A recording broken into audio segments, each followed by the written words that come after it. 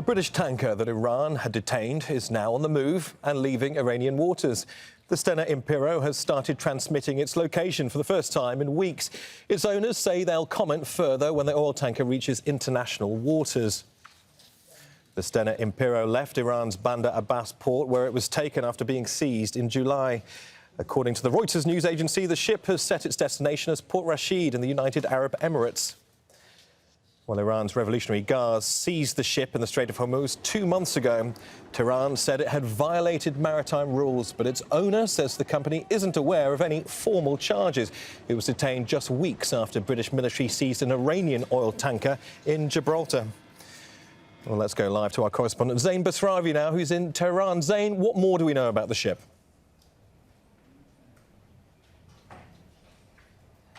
Well, Neve, what we've been hearing in the last hour is reports quoting the owner of the Stena Impero, Stena Bulk, and they've said that they're expecting the ship to reach international waters by 10 GMT, so just in a matter of approximately an hour. Earlier this morning, we heard from local port authorities in Hormuzgan province at Bandar Abbas port, who had said that they had carried out the order to release the ship at approximately 9 a.m. local Iran time, 5:30 GMT. So that would make sense that the Stena Impero will reach the UAE in just a matter of 1 hour. What the reports quoting the owner of the vessel have also been saying is that there is a well-prepared security plan in place once the ship reaches international waters.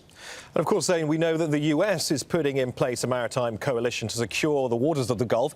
Iran also now saying it's putting forward its own peace initiative for the region. How does the release of this ship all play into this?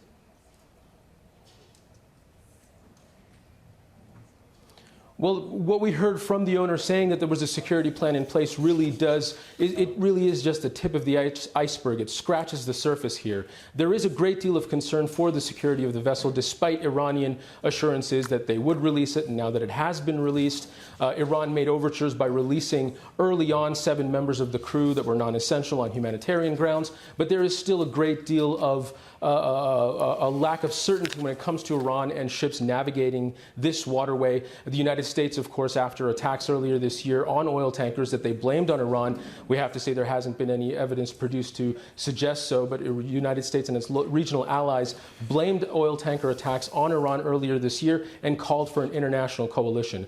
Ahead of going to the UN General Assembly, Iran's President Hassan Rouhani said that he had his own plan, his own peace initiative for security in the Hormuz Strait that would involve only the regional actors, the countries in and around the waterways of the Gulf. And that is exactly what he proposed at the UN. He has said that Foreign Minister Javad Zarif will stay behind in New York to discuss the exact details of that plan with other world leaders at the UN General Assembly. President Hassan Rouhani is due to land back in Tehran later today, and it does not seem that the release of the ship is necessarily a coincidence. It seems like a coordinated plan for the release of this vessel to help complement the plan that Zarif will make to suggest to world leaders that Iran is the main stakeholder and the main provider of security and should lead the way for the security of this waterway.